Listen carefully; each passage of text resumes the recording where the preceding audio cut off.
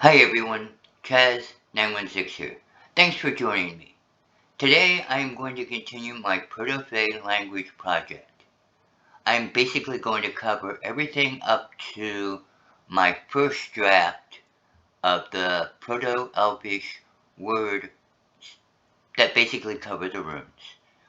So in this one we were actually going to get to replace some of the Elvish placeholders that I've been using with actual first draft of Elvish. So hang in there, you'll have a chance to check it out.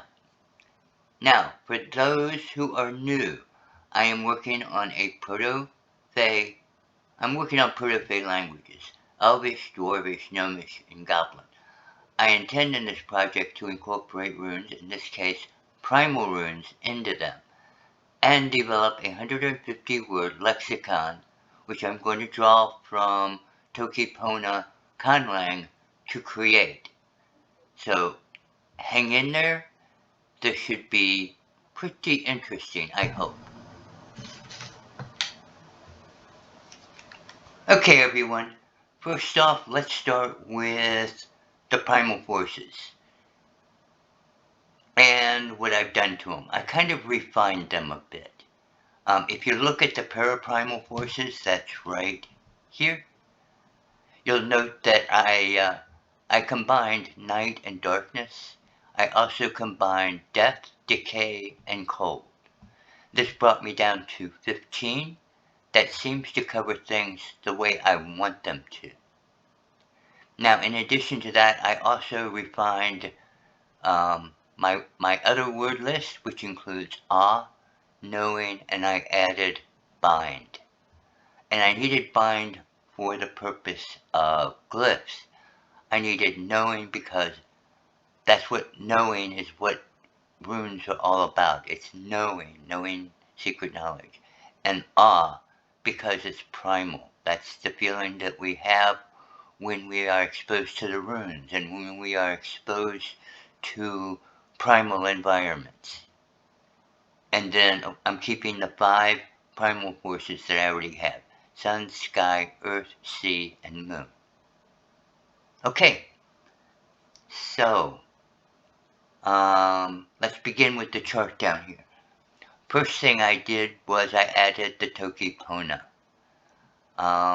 What I did was I took all the primal forces and I translated them into Toki Pona so I would know what words in Toki Pona are currently in my directory. So those that are single words I will be using the Toki Pona word list for, but the ones that have 2 and 3, these are ones where there's not a single word that represents the primal force. Those I will make a single word. Okay? Now, that's basically the reason why I did that. And if you're asking why, as I said before, I'm planning on using the Toki Pona word list for the basic vocabulary for my proto languages. So I don't want to duplicate things and have it all confusing. This way I know and I can keep track of things. Now, the next thing I want to draw your attention to is Proto Elvish. Now these are placeholders. They aren't actual Elvish. Today, we are going to get into how I made those. Not these, but the real ones. At least the first draft of them.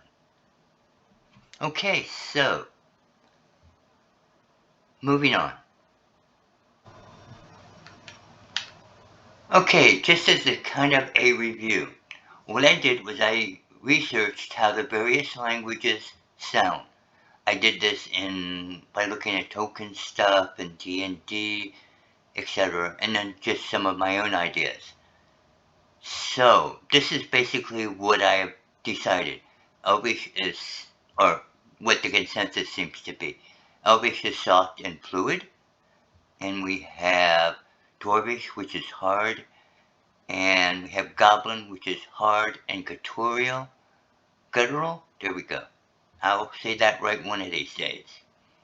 So, what I did was I looked up those and got definitions for those, and I found out what vowels and what consonants are hard, which ones are soft, which ones are harsh and guttural, which ones are fluid. And I used those to start by coming up with the consonants and vowels that fit in each category. So for Elvish, I want to translate from my base language. Now, I had 3 or 4 base languages in mind. One was I thought about using French. Tolkien, I think, did that. And then he used Norse for the dwarves, I think. But I wasn't so sure about either of those. So, and then I checked D&D. They use something similar. Myself, I kind of favor Old English. It is closer to something that I might understand and might actually be able to pronounce. Probably not. I'm not that good with languages. But I decided for this document that I would go with Old English, and we will see how that comes out. So, okay, let's move on to the next one.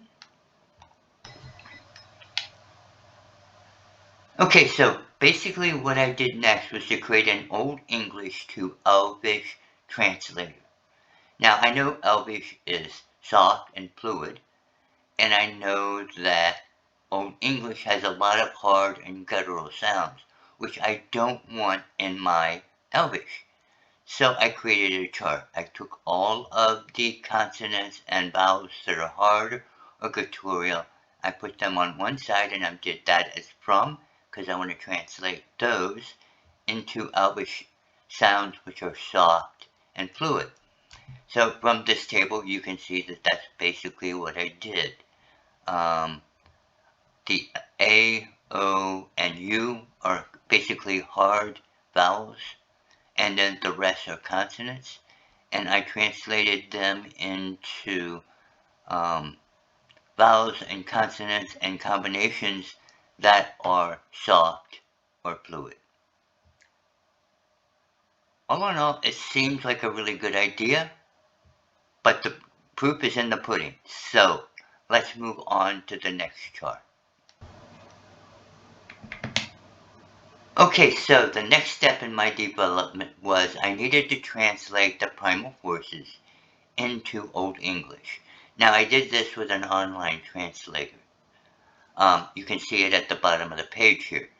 So basically I looked up each of the words, typed it into the Old English translator, and I got the Old English words. Reasonably simple. Of course, there were lots of options. I tried to pick the ones that gave me the closest match to the primal forces. Now, basically how am I going to use this? I just showed you the translator. So I will be taking these words and I will be translating them into Proto Elvish. And I'll do that by substitution.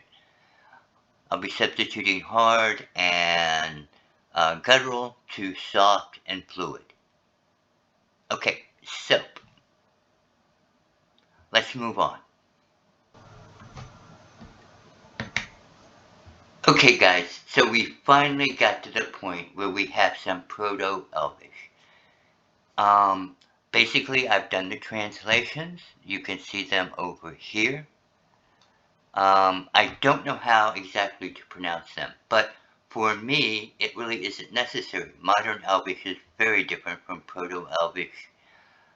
And my main concern is being able to use Old English, and Old Elvish in like dungeons and things like that.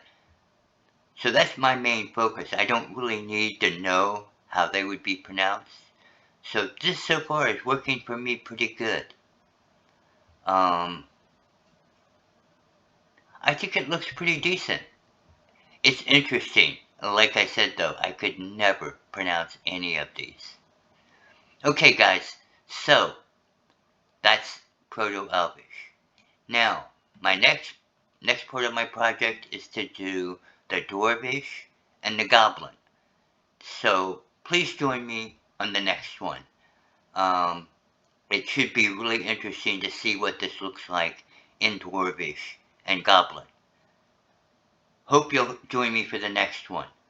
Please remember I created a playlist for all of these videos on Proto Fae. You can find that on my YouTube website. Okay, so please, I encourage you to like, subscribe, and share my videos, because that's the only way that YouTube is going to show them to more people, and the only way that more people are going to have to see this and be able to start thinking about maybe doing their own. Okay, so comments, questions, suggestions, etc. are welcome. Please leave them in the comment section below. Thank you guys for joining me. Hope to see you on the next one. Goodbye for now.